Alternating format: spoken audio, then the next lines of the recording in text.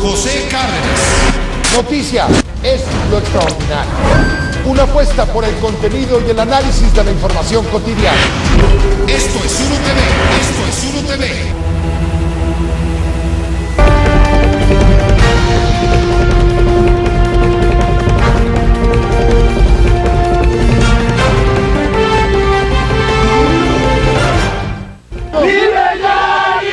Alberto Patistán, libre. Quisieron ocultarlo. Lo que hizo fue resplandecer. Osorio Chong confirma el indulto. Se identificaron indicios consistentes de violaciones graves a los derechos humanos. Senadores y diputados aprueban ley de ingresos. Acuerdan maestros compactar plantón. Para determinar si liberamos el circuito, qué calles quedarían ocupadas o no.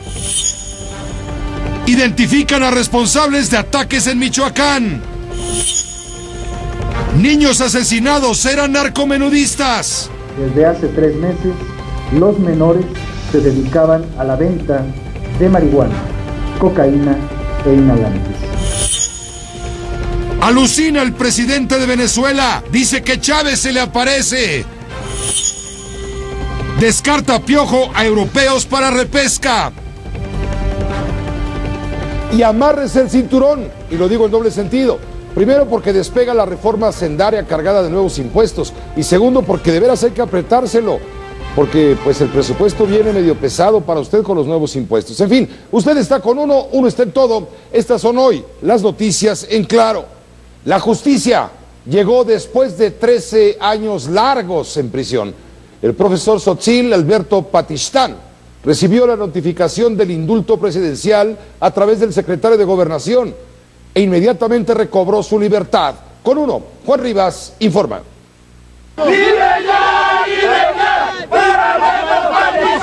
Lo apoyaron durante los 13 años que estuvo en la cárcel y hoy celebraron juntos su libertad. Alberto Patistán ingresó a la Casa Solidaridad en la Colonia del Valle minutos después de que se le notificó el indulto. Quisieron acabar mi lucha. Quisieron hacerle restar, pero lo que pasó fue multiplicar. Quisieron ocultarlo.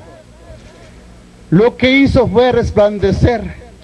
El profesor Tzotzil estuvo arropado por sus hijos, activistas y el grupo de abogados que lucharon más de una década para verlo libre. Hoy vemos el fruto de nuestra lucha. Hoy mi papá lo tengo a mi lado. Quizás ya no pueda recuperar esos 13 años que necesité a mi papá, pero hoy mi hija me da alegría que lo va a disfrutar su abuelo fuera de la cárcel. Lo que se está reconociendo es un error en el Poder Judicial de la Federación, porque se violaron los derechos humanos, en este caso del profesor Patistán. Entonces, no se está reconociendo que el profesor fue culpable, lo que se está reconociendo es que hubo violaciones graves a los derechos humanos del profesor. Durante su primer acto público tras ser liberado, Alberto Patistán recibió un regalo. Gracias, hermano, por tu ejemplo de amor y dignidad en tu resistir. El profesor chiapaneco, quien fue acusado hace 13 años de asesinar a 7 policías en ese estado, hizo una petición al presidente Enrique Peña Nieto. Que como autoridades que sigan haciendo el bien. Como parte del protocolo para indultarlo, el Poder Ejecutivo le envió un mensaje en voz del secretario de Gobernación. Para sustentar el otorgamiento del indulto, se identificaron indicios consistentes de violaciones graves a los derechos humanos, particularmente al debido proceso. Al final, Alberto Patistán y su familia fueron agasajados con música típica de Chiapas. Atrás habían quedado ya los años de cárcel. Con uno, Juan Rivas.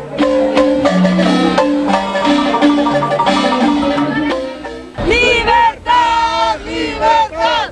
¡A los presos por luchar! Aquí. Y de la Colonia del Valle, todos al Ángel de la Independencia, todos los que han apoyado durante este largo tiempo al profesor Tzotzil Alberto Patistán.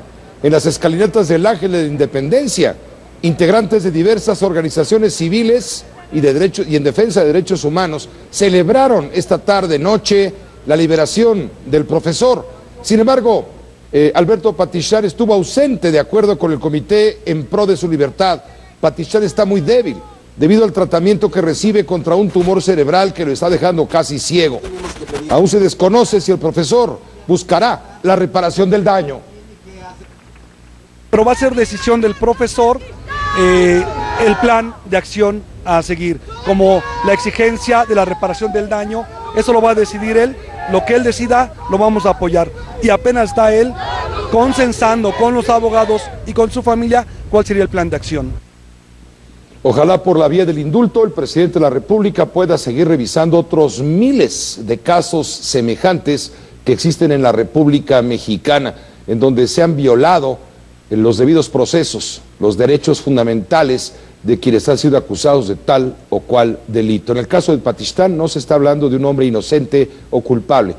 Él va a seguir su proceso jurídico para demostrar su inocencia respecto a las acusaciones que le plantearon. No, aquí de lo que se está hablando es ponerlo en libertad porque se violó justamente su proceso, se violaron sus derechos humanos elementales. El gobierno federal, en otra cosa, rescató a Michoacán y recobró el control territorial que estaba bajo el poder del crimen organizado. Así lo asegura el Procurador General de la República, Jesús Murillo Cara, quien confirmó que en las próximas horas la PGR va a dar a conocer los nombres de quienes fueron los responsables de los ataques y sabotajes a las subestaciones de la Comisión Federal de Electricidad y a las 6 gasolineras de Michoacán. La Procuraduría de Justicia del DF detuvo a los presuntos responsables del homicidio de 3 niños, de 3 menores de edad, el 18 de octubre pasado en la delegación Villa Gustavo Amadero. Los detenidos son los hermanos Macario y José Guadalupe Durán Tapia. Ellos son líderes de una banda narcomenudista. Con uno, Héctor Gordoa tiene la información completa. Fue un ajuste de cuentas entre bandas dedicadas al narcomenudeo en la delegación Gustavo Amadero. La Procuraduría de Justicia del Distrito Federal señaló que los menores y la adolescente que fueron asesinados el 18 de octubre estaban involucrados en la venta de droga al menudeo en esa zona, de acuerdo con testimonios de consumidores en el lugar. Dijo, acude al punto de venta conocido como Los Tubos, donde desde hace 3 meses los menores se dedicaban a la venta de marihuana, cocaína e inhalantes. Agregó que esta actividad ilícita la realizaban los menores desde las 10 horas aproximadamente hasta ya entrada la madrugada. Menores que eran siempre vigilados por una persona que desde la acera de enfrente se dedica a la venta de dulces.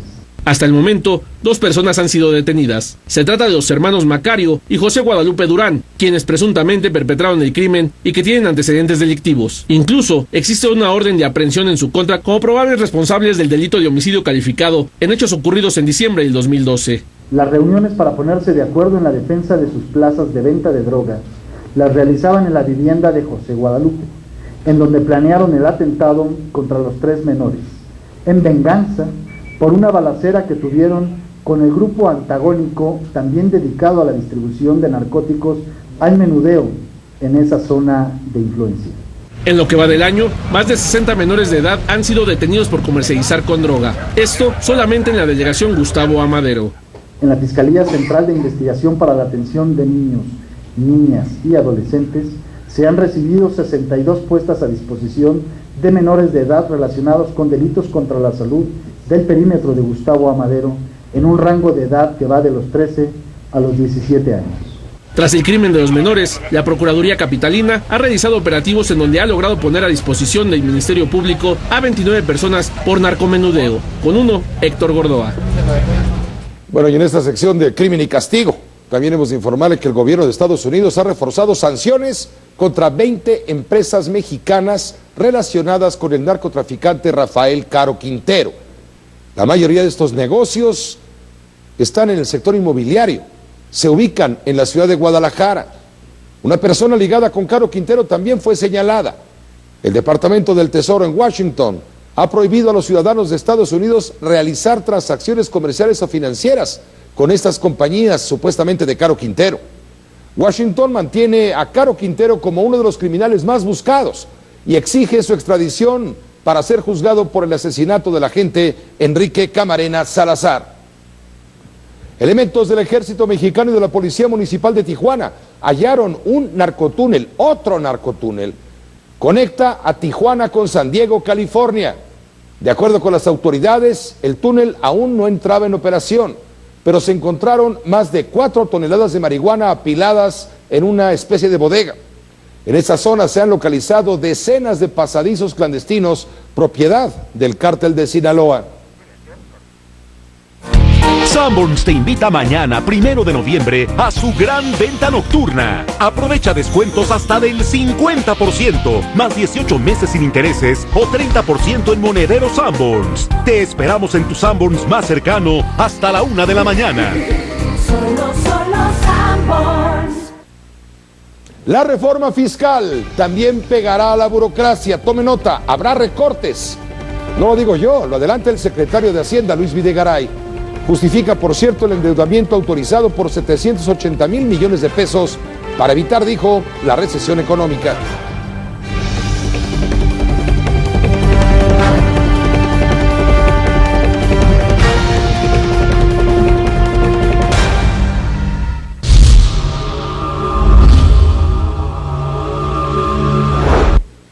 A estas horas, senadores por un lado y diputados por el otro aprobaron la ley de ingresos, eje de la reforma hacendaria.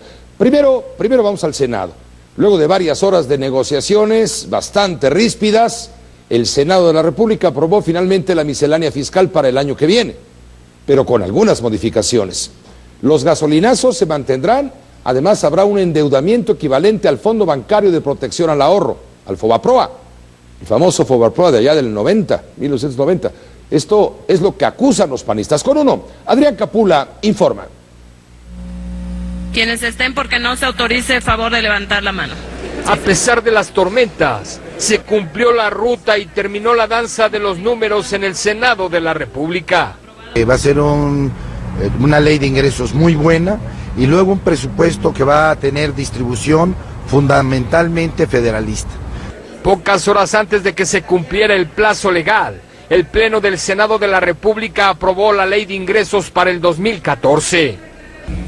En la divergencia hubo lealtad, en la discrepancia hubo compromiso, en los momentos complicados hubo diálogo. Establece un monto total histórico de poco más de 4.467.000 millones de pesos. Pero no se acabó el golpeteo opositor. Es un paquete para el desastre. Regresan a fórmulas del pasado que han provocado mucha pobreza. Se aprobó un recorte de 3.024 millones de pesos a los 4.470.000 que aprobó la Cámara de Diputados. Nos demuestra en primer lugar que la capacidad financiera del Estado mexicano para atender las necesidades más apremiantes de la población es limitada. El escenario macroeconómico previsto para 2014 considera un crecimiento económico de 3.9% y una inflación de 3%. Un escenario donde los panistas y algunos perredistas lucharon hasta el último aliento. A los únicos que se atendió y se despacharon con la cuchara grande fue a los gobernadores voraces y a los políticos ambiciosos. El precio del barril de petróleo de $85, el tipo de cambio de 12.9 pesos por dólar y un déficit público de 1.5% del Producto Interno Bruto, es decir, un endeudamiento de 780,000 millones de pesos. Que solo en 14 meses se van a gastar lo equivalente a lo que fue todo el FOBAPROA junto, 780,000 millones en 12 meses, eso es increíble. Además del endeudamiento, el próximo año continuarán los llamados gasolinazos, 9 centavos cada mes. Con efectos inflacionarios que perjudican a toda la población, principalmente por el incremento de los precios. Con todo, a pesar de la amenaza de recesión, los priistas aceptaron el desafío. Aseguraron que asumirán los costos políticos. Con uno, Adrián Capula. Al senador Alejandro. No, estuvo duro en el Senado. Así se lo hemos venido informando y comentando en días pasados. Bueno, de ahí del Senado, la miscelánea fiscal, ya aprobada desde luego, regresó, porque le hicieron modificaciones, a la Cámara de Diputados. Ahí los ánimos volvieron a calentarse. PRI y PRD cerraron filas, todos unidos contra el PAN. Con uno, Rosa Elena Soto informa. Los que han decidido no acompañar esta reforma lo hacen con sus razones. Como gasolina, el paso de la miscelánea fiscal por la Cámara de Diputados incendió los ánimos en el recinto legislativo de San Lázaro. Los panistas reafirmaron su postura de rechazo al documento que fue modificado por la colegisladora y lanzaron la advertencia a perredistas y priistas, que los ciudadanos tienen memoria y en su momento cobrarán esta afrenta. Podemos ir con la frente en alto. Nosotros no vendimos a nuestros electores por 30 monedas como lo hizo el PRD. No vendimos a nuestros electores por un fondo capitalino. Me siento orgulloso de ser panista, porque pese a quien le pese, votamos contra el asalto a los ciudadanos. El PRD y el PRI reviraron el ataque, acusaron a los del blanquiazul de representar los intereses empresariales. No dicen con claridad qué es lo que están defendiendo. A los del PAN hay que quitarles la máscara, hay que exigirles hablar con la verdad. Díganle a la gente que están defendiendo al sindicato de los patrones. No nos engañemos, no mintamos al país, no digamos mentiras al pueblo de México, digamos la verdad. ¿A quién están defendiendo? ¿A quiénes están defendiendo? ¿Sí? ¿Están defendiendo a esas empresas poderosas o están defendiendo a 60 millones de pobres que tiene este país? La división en el PRD salió a relucir. Yo me deslindo de esa posición, no comparto la orientación del chuchismo, talamantismo. Pero la virulencia contagió por más tiempo los ánimos. La acusación contra el sector empresarial fue rechazada por el panista José Ángel González, quien dijo ser socio de la Coparmex y estar ofendido por los señalamientos en su contra. Espero que puedan algún día ustedes, diputados, crear un solo empleo y dejar de mamar de la chicha gubernamental. Finalmente, con 299 votos del PRI, la mayoría de la bancada perredista, el Verde Ecologista y Nueva Alianza, se aprobaron en lo general y en lo particular las modificaciones realizadas por el Senado a los artículos reformados en la ley del IVA, del ISR, del IEPS y de la Ley Federal de Derechos. La minuta se turnó al Ejecutivo para su publicación. Con uno, Rosa Elena Soto. Digo, para ponernos a la altura del vocabulario de nuestros señores representantes populares, así fue el desmadre, tal como se lo hemos descrito.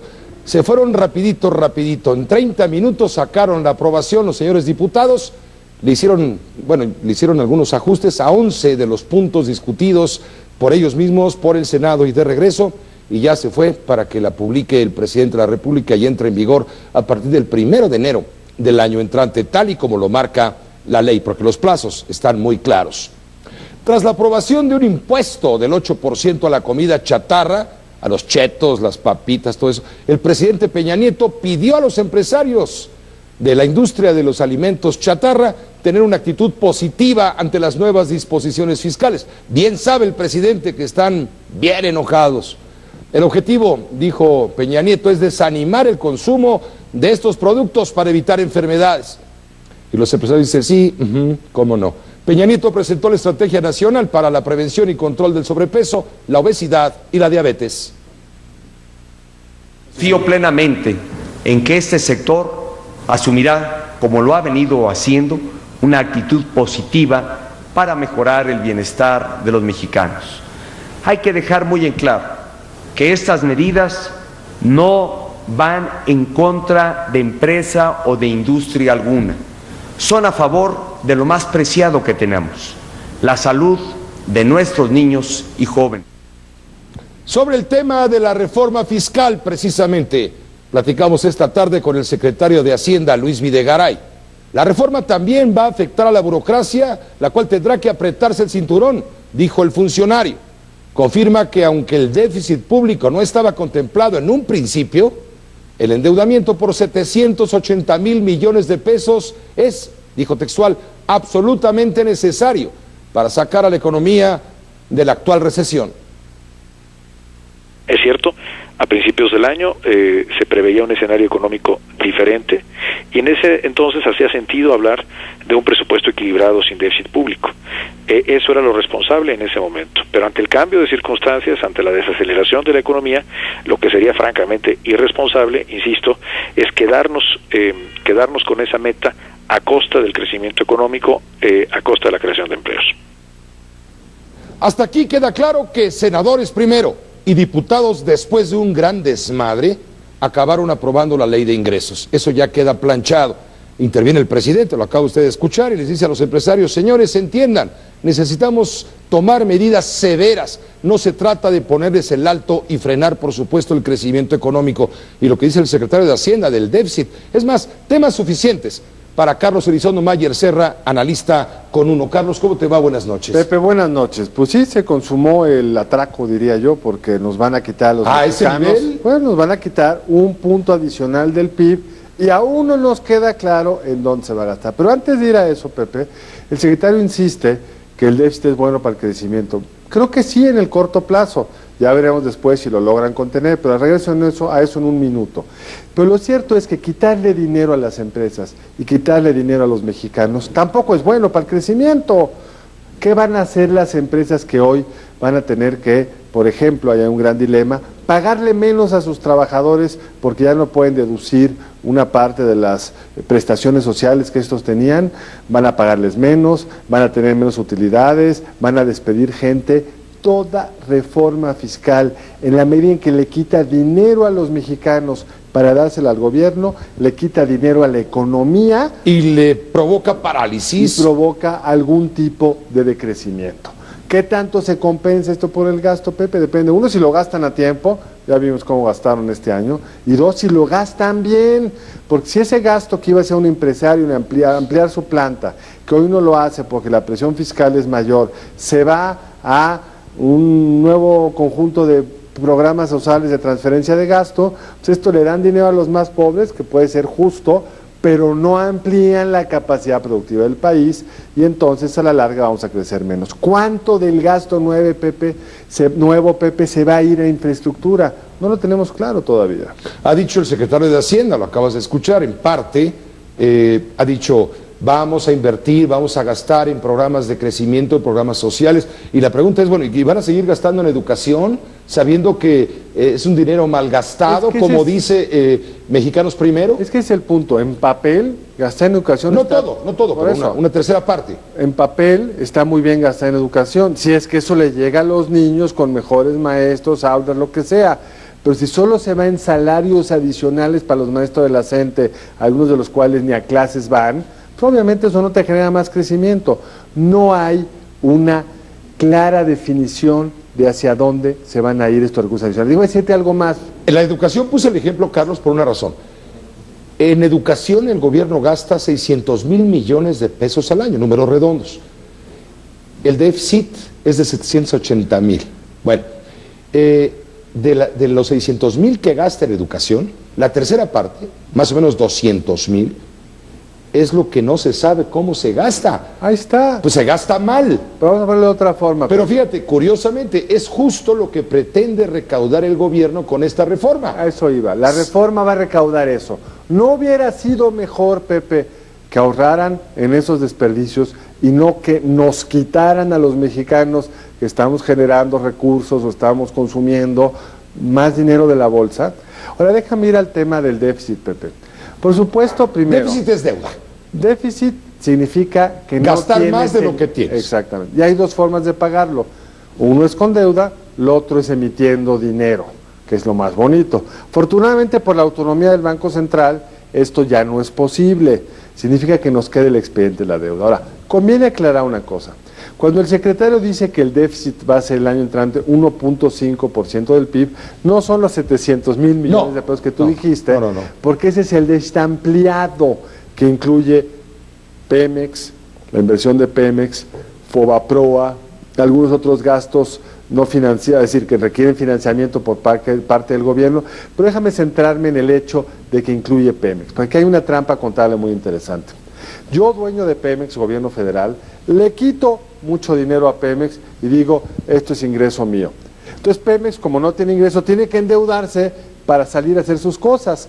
Si Pemex no le hubiera yo quitado tanto, pues tendría que endeudarse menos, pero yo tendría menos dinero, yo me tendría que endeudar. Entonces por eso conviene subir a la definición de déficit lo que Pemex endeuda, porque el nivel de endeudamiento de Pemex tiene que ver con el nivel de recursos que los mexicanos le quitamos a Pemex para poder financiar el gasto público. Bueno, y a todo esto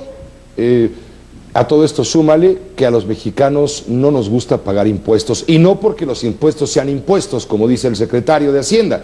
No los paga porque no tiene confianza, porque no cree en el gobierno, porque duda de su capacidad de gasto. Absolutamente. Yo sumaré otra cosa. Y la gente ve la manera de pagar lo menos posible. Y estamos diseñando, porque yo no lo diseñé, impuestos muy raros, por decirlo menos. Este impuesto a la comida chatarra del 8% ahora, definido comida chatarra como una cantidad de calorías por cada 100 gramos, va a generar todo tipo de manipulaciones. Le quito un poquito de caloría y le meto algún tipo de algo que sea menos calórico para que entonces me quede debajo.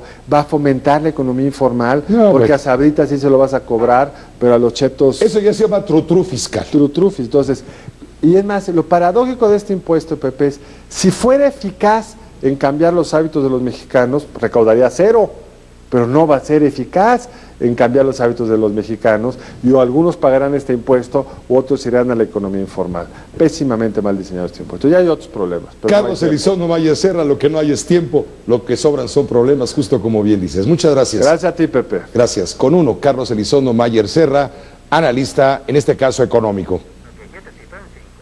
El Sol es tu casa. El Sol de México premia tu preferencia y te da la oportunidad de ganar una casa. Sí, una casa en Cancún. Es muy fácil. Recorta tu cupón que aparece todos los días en el periódico El Sol de México. Llena tu planilla y canjela por un boleto para participar y ganar. El Sol es tu casa. Estamos a 3 meses y una semana de los Juegos Olímpicos de Invierno. ¿Mandaremos a los neveros de Siberia cuyoacanense a competir? Es pregunta. Con uno después del corte, el presidente del Comité Olímpico Mexicano, Carlos Padilla Becerra.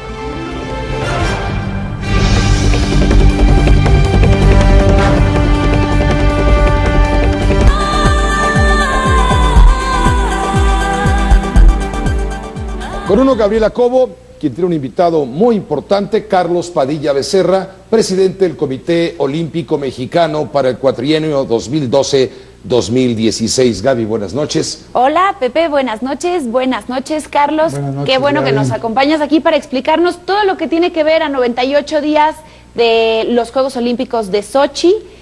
Y quisiera saber, tenemos hasta ahorita un atleta confirmado que es Hubertus Hohenlohe. ¿De qué manera el Comité Olímpico... Pero siempre llega al último, ¿eh? Siempre llega, es fatal ese atleta, fatal. ¿De qué manera el Comité Olímpico... Es malísimo, de veras, ¿sabes? ...puede participar en unos Juegos de Invierno?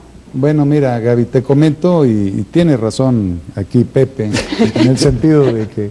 Pero a Hubertus le pusimos una limitante, le dijimos, mira, sí vas, porque Hubertus está a punto de romper un récord mundial participando en 6 Juegos Olímpicos consecutivamente, y esto pues es muy significativo, pero sobre todo se ha preparado muy fuerte para esta ocasión.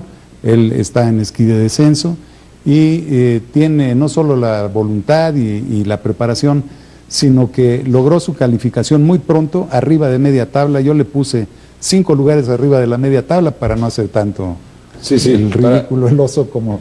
El oso. Sí, y lo logró, y vino y me dijo, aquí están, bueno, pues vas. ¿Cómo participa el Comité Olímpico? El olimpismo en su ciclo tiene 2 Juegos Olímpicos, los de verano que todos conocemos, y que son los que más identificados estamos en México, y los Juegos Olímpicos de invierno, que son el complemento uno de otro. Yo, al asumir hace un año ya la presidencia del Comité Olímpico, me propuse ver cómo integramos a los mexicanos, porque hay muchos mexicanos que les gustan los deportes de invierno, y fuimos detectando poco a poco que hay jóvenes estudiantes en el norte de Estados Unidos y en Canadá que tienen mucha afición y practican el deporte de invierno, y que están siendo auspiciados para competencias por fundaciones de uno o de otro país. Hablamos con la Fundación Telmex para ver cómo podíamos amalgamar esos esfuerzos con nuestro país, y esto se está logrando. Yo, sinceramente, mi reto de la presidencia del Comité Olímpico termina en 2016, pero quiero sentar las bases y dejar un antecedente de que cuando se quiere, sí se puede. Van a competir en la Olimpiada de Sochi, en Rusia, que se inaugura en el 7 de febrero. 7 de febrero. ¿Van a competir cuántos atletas del mundo? No, bueno, van a ser alrededor de 2.000 atletas. ¿Cuántos mexicanos? Te reitero, de 3 a 5. De 3 a 5. Pero no hay donde ¿Por qué no se llevan a los neveros de Coyoacán, de la Siberia? Pues sí, eso sí les saben a la nieve, ¿no? Pero es que aquí no tenemos donde practicar, a excepción de, como se decía, en lo de patinaje, y que ya está dando resultados con esta competidora que está a punto de calificar y que vive en Nuevo León. Pero bueno, su familia es una familia de recursos, la ha podido mandar a diversos eventos de competencia clasificatoria, y así es como ha logrado calificar. Gaby, hay una leyenda maravillosa en los Olímpicos de Invierno, cuando un team de Jamaica compitieron en bobsled. Hay una película. Sí, maravilloso. Sí. De Jamaica, donde hace más calor que en Tabasco. ¡Qué barbaridad! Y ganan la medalla. Sí, y es lo que te decía. Yo creo que debemos despertar esa afición, y que sepan los jóvenes que sí están apoyados en un momento determinado por la Fundación Telmex y las fundaciones de Estados Unidos y de Canadá para llevarlos hacia el próximo ciclo olímpico. Ahora, por ejemplo, en México podría ser que se podría apoyar el hockey, el patinaje, que son lo que tenemos aquí. Evidentemente por el clima, condiciones, pues no podemos. Pero la gente que, como dices, tiene el recurso de ir a Estados Unidos, de ir a practicarlo en algún lugar, ¿también los apoyan o ellos ponen todo el dinero? No, por lo general ellos ponen los recursos, ellos, los padres, en el caso de algunos que personalmente inyectan estos recursos, pero sí es muy importante porque se van haciendo las puntuaciones para poder clasificar, y no sucede como era anteriormente, hace algunos años, que por dedazo tú te vas y tú te quedas, sino que son clasificaciones ya. ¿Cuánto dinero le cuesta al Comité Olímpico Mexicano llevar a los 5 atletas y a los 2 neveros allá a Sochi? Mira, en realidad no es muy costoso. Tenemos que pagar lo que se refiere al jefe de misión, que es Carlos Pruneda, de la Federación de Deportes Invernales. El viaje que... Pues son tan poquitos que se pueden ir en un Volkswagen, ¿no? Si llegáramos, sí. Pero eso es todos los gastos, porque los demás, como te digo, bueno, su familia y todos pues van a apoyarlos. Aportan, y son los principales patrocinadores. Pero esto tiene que replantearse y hacer un nuevo esquema. Pero hay que ver la presencia de México también como una embajada, una presencia a nivel internacional en los deportes de invierno, porque México es un país importante, aunque no lo sea en materia deportiva olímpica de invierno. Por la universalidad del olimpismo. Exacto. Aunque no hubiéramos ganado, tenemos derecho a una plaza, pero eso sí no me gustaría. Que alguien que no ganara fuera a competir, como dices, para quedar en último lugar, no tiene sentido. Qué pena con las visitas. Pues sí. Y bueno, podría ser, platicando precisamente de los Juegos Olímpicos de Invierno, también aplica para los de verano. ¿Por qué no hay un apoyo con las universidades, desde privadas o públicas?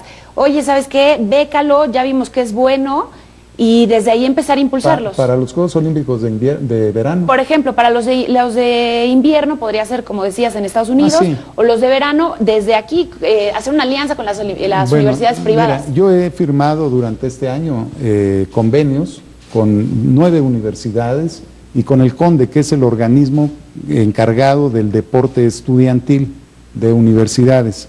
Y yo creo que vamos a tener muy buenos resultados. Luis Rivera, que recientemente ganó pues hasta medalla de plata, y que en el Mundial, él fue de la universidad, y es un atleta con muy buenas calificaciones y a punto de lograr un doctorado. Carlos Padilla Becerra, presidente del Comité Olímpico Mexicano, agradecemos mucho haber estado esta noche con Gabriela Cobo y con UNO. Gracias, Pepe, agradecido soy yo y que haya tenido la oportunidad, pero pedirles, yo sé que el tiempo en la televisión es rápido y oro, pedirles que me permitan nuevamente en un momento traer los resultados y ver cómo vamos.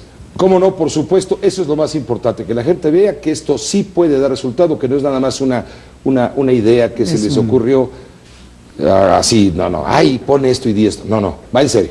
Va en serio. Que vean que el Comité Olímpico Mexicano está presente también en los Juegos Olímpicos de invierno y que van comprometido a traer resultados. Porque como decía Pepe, es cierto, somos una embajada y tenemos que ser muy dignos en la representación de nuestro país. Carlos, muchas gracias por estar Pepe. aquí. Gracias. Gaby, ¿cómo? Vamos a hacer una pausa. Carlos Padilla Becerra, presidente del Comité Olímpico Mexicano. Maestros, compactan el plantón, pero no se van. Y al presidente de Venezuela se le aparece Hugo Chávez, el fantasma de Hugo Chávez, y al Piojo se le desaparecen los europeos. Sí, no se haga el muerto, mañana hay ofertas. En el Distrito Federal, los maestros de la coordinadora acordaron reorganizar su plantón, pero no se irán de la Plaza de la República, donde está el Monumento a la Revolución, después de reunirse nuevamente con el secretario de Gobierno del Distrito Federal, Héctor Serrano. Los maestros de Oaxaca, de la 22, se comprometieron a compactar, desde luego, el campamento y liberar las vías aledañas a la Plaza de la República para que puedan circular personas por las banquetas y vehículos por el arroyo. Este reordenamiento será paulatino. Primero será sometido a votación interna, hágame favor. Era todavía muy pronto para determinar si liberamos el circuito, qué calles quedarían ocupadas o no. Lo que acordamos sería que la próxima semana terminaríamos el proceso de reubicación de las zonas aledañas a la plancha, y la intención es esa. La intención ha sido muy clara, expuesta hacia ellos, que es dejar libre las zonas. Incluso hablé de que tiene que volver a transitar el Metrobús, y el Metrobús transita evidentemente en el circuito. Sí, porque tienen que revisar todas las cuestiones de las tomas eléctricas para que no vaya a haber peligro. También tienen que llegar a desinfectar ahí porque ha habido comida, baños, todo cuanto se imagina. Bueno, los 4 consejeros que quedan en el IFE aprobaron por unanimidad tener una presidencia provisional rotativa. Así que, a partir de hoy hasta el próximo 3 de diciembre, el primer periodo lo encabezará Benito Nasif. Además, todas las decisiones que se tomen en el instituto van a ser colegiadas. Así lo determinaron los consejeros María Marván, Marco Antonio Baños, Benito Nasif precisamente, y Lorenzo Córdoba. La designación entre nosotros de un presidente provisional es absolutamente anormal e indeseable, pero no podemos eludir esa decisión sin condenar al instituto a una catastrófica parálisis. Esta situación excepcional solo debe durar lo estrictamente necesario, que es urgente que la honorable Cámara de Diputados lleve a buen término el proceso que ha abierto para la elección de los 5 consejeros electorales faltantes, incluyendo el consejero presidente.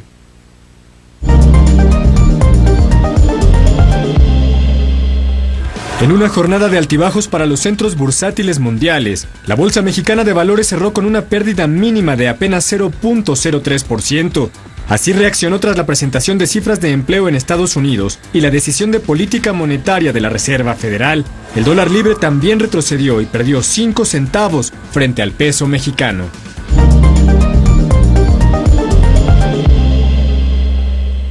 Bueno, pues primero se le apareció el pajarito y ahora se le apareció un fantasma. ¡Qué miedo! Por lo menos es lo que dice el presidente de Venezuela, Nicolás Maduro. Aseguró que el fallecido Hugo Chávez se le apareció en el metro de Caracas. ¡En el metro de Caracas! Maduro mostró una fotografía impresa tomada en el túnel del metro con el celular de uno de los obreros. Es una mirada de la patria, afirma Maduro. Así como apareció, desapareció. Para que ustedes vean, lo que ustedes dicen es verdad.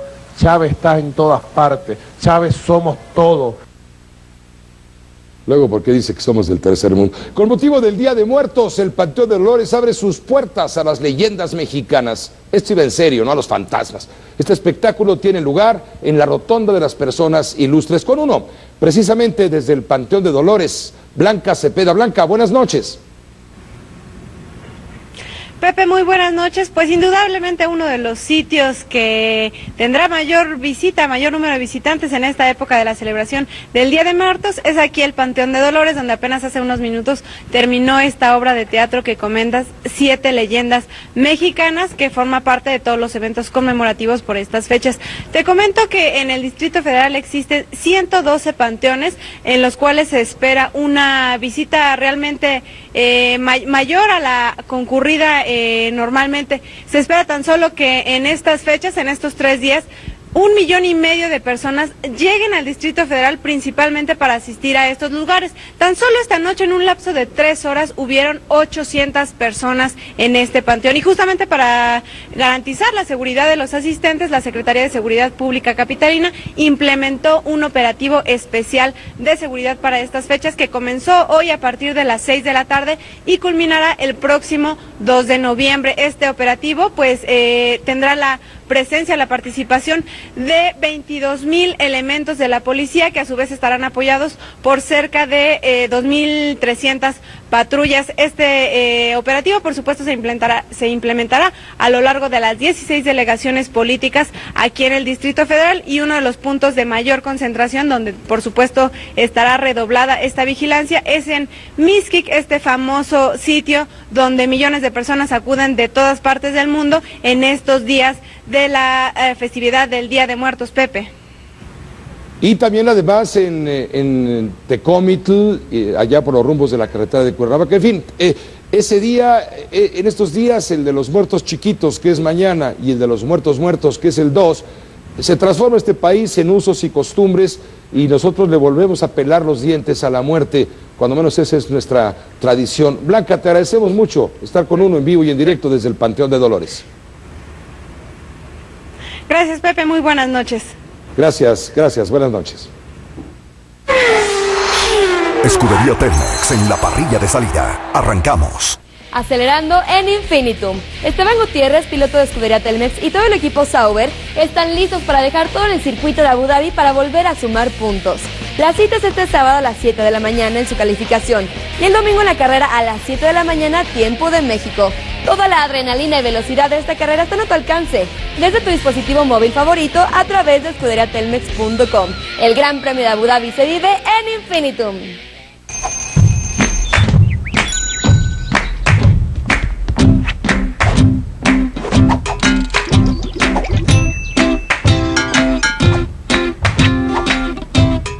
Dile adiós a las travesuras. Llegó Claro Video, el mejor entretenimiento en línea. Disfruta películas, series, conciertos, caricaturas y más por solo 69 pesos al mes. Ve donde quieras, lo que quieras, cuantas veces quieras. Suscríbete en clarovideo.com.mx. Claro Video, siempre hay algo bueno. Escudería Telmex, conquistando las pistas más emblemáticas del mundo, trajo para ti. Gabriela Cobo. Pasión, emociones fuertes y mucha diversión. Esto es Uno TV. Hoy es último de octubre, es Noche de Brujas, ¿verdad, Gaby? ¿Cómo estás? Buenas noches. Hola, Pepe, buenas noches. Y yo no me quiero ir de aquí, ya regresé con más información. El Tri también ya regresó a la Ciudad de México, esto luego de vencer 4-2 a Finlandia en el partido amistoso. Venció, pero no convenció, ¿eh? Pues jugaron mejor. No convenció, perdóname, no convenció. Lo único que te puedo decir es que no nos convenció el Topo Valenzuela, que le dijeron anota goles. Exacto. Y se equivocó de portería, pero... Y además Finlandia es muy maluchón. Pues es parecido a lo que se van a enfrentar contra Nueva Zelanda, o sea que sí les sirvió de preparación. Ahora se van a preparar precisamente para el partido el 9 de noviembre contra Lobos Buap. Ya regresaron, el Piojo ya está viendo qué onda con sus alineaciones. Con uno, Alfredo Busch informa.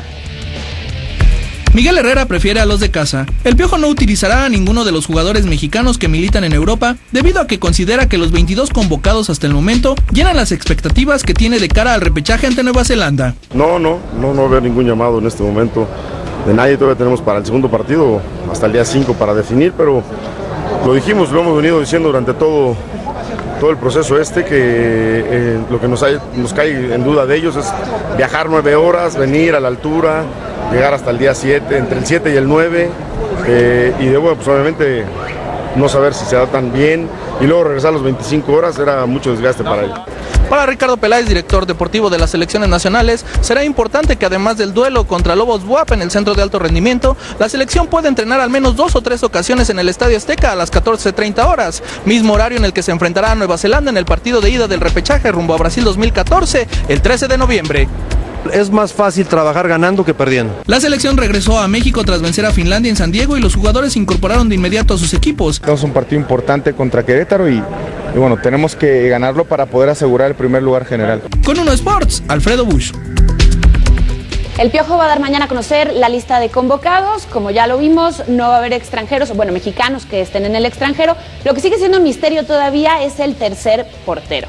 Cambiando de deporte, faltan 3 fechas para que termine ya la Fórmula 1. Vettel quiere seguir consiguiendo triunfos y rompiendo récords. Si gana ahora en Abu Dhabi, sería la 7ª fecha que gana en este campeonato, seguidas además. Con uno, Karina Jicotenca nos presenta el circuito de Jazz Marina.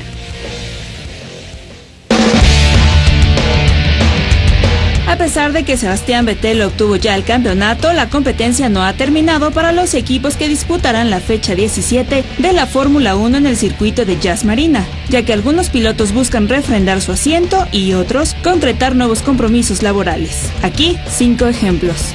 En Ferrari, Fernando Alonso querrá terminar como el segundo mejor, tanto en el campeonato de pilotos como en el de constructores, para así comenzar a orquestar la revancha deportiva del próximo año. Felipe Massa tiene la urgencia de encontrar un nuevo jefe, toda vez que ha anunciado ya su salida de la casa italiana. Lotus busca al sustituto de Kimi Raikkonen, mientras que Romain Grosjean tiene que llenarle el ojo a sus patrones para ser el referente de la escudería inglesa cuando Kimi limpie el casillero. Sauber afronta el Gran Premio de Abu Dhabi con la esperanza de sumar para poner distancia entre los equipos menos exitosos. Nico Hülkenberg podría estar viendo sus últimos días con los suizos, mientras que el mexicano Esteban Gutiérrez tiene que demostrar aún más su crecimiento en este negocio para asegurar su contrato un año más. En McLaren, los ingleses quieren terminar con la pesadilla que ha sido competir con limitaciones. Jenson Button y Sergio Pérez han hecho verdaderos milagros para sumar apenas 93 puntos en el campeonato de constructores. Sin embargo, tienen prohibido tirar la toalla antes de tiempo. De forma individual, la cosa no pinta mejor, ya que el inglés descansa en el lugar 9 y Checo Pérez lo escolta desde el 12º escalón. Con Uno Sports, Karina Jicotenca. Checo Pérez espera repetir o mejorar el 5º lugar que consiguió en la India y romper con una racha que tiene McLaren. Desde 1980 no ha pasado que no queden en los 3 primeros lugares, así que este año podría pasar lo mismo, pero él no quiere dejar que esto suceda. Sí, muy buenos recuerdos. Mi última victoria de mi carrera ha sido aquí, hasta el día de hoy. En mi última carrera de GP2, entonces sí, con muchas ganas, ¿no? Primero de acabar la temporada, de tener un gran resultado y de mantener el momento, ¿no? Hasta el final de la temporada sería muy bueno. Después de la buena carrera que tuvimos el fin de semana pasado, intentar hacerlo aquí y en las últimas 2 carreras que quedan, intentar repetirlo, ¿no? Sería un gran final de año. Después de 95 años de no ganar en casa, los Medias Rojas de Boston, por supuesto que festejaron y vaya que fue en grande. Desde la 5ª, 6ª entrada empezaron todas las fiestas y hubo miles de vasos en las calles, papeles, confetis, muchos detenidos. Total, la armaron en grande en Boston y van a seguir los festejos porque el sábado va a haber precisamente un desfile, le llaman el desfile de los patos. Va a comenzar en Fenway Park y después se van a subir a unos botes que precisamente les llaman patos para continuar con todo este desfile y los festejos. Los Medias Rojas de Boston rompieron una maldición, había, ¿no? Rompieron sí, ya la habían roto en 2004, era la maldición del gran bambino precisamente de Babe Ruth. Fue la última serie mundial en 1918 que jugó con ellos, lo venden a los Yankees, les cae la maldición. Hasta 2004 pudieron ganar una serie mundial y ahora lo hacen en casa. Eso sí, no lo habían visto hace 95 años. Hace 95 años. Los Medias Rojas de Boston, se volvió loco Boston, ¿verdad? Exactamente, y yo me voy a volver loca, ya me voy en mi escoba, Pepe, y hasta ya es hora, ¿verdad? Ya es hora, porque si no llegas tarde el reparto de las escobas y de los sombreros de las... Gracias. Gracias. Feliz noche de brujas, a propósito. Gracias, Pepe. Gracias, Gabriela Cobo. Al cierre le informo, la Casa Christie's va a subastar en diciembre la guitarra utilizada por Bob Dylan en su histórica participación en el Festival de Newport, allá en 1965. Esperan obtener por ella más de $500,000. Es la Fender Stratocaster, la primera guitarra eléctrica requinto, maravillosa, suena metálica, en serio y fuerte. Fue tocada por Bob Dylan en una de las actuaciones más famosas en la historia del rock and roll. Hasta aquí usted estuvo con uno estuvo con usted. Disfrute al poeta Bob Dylan.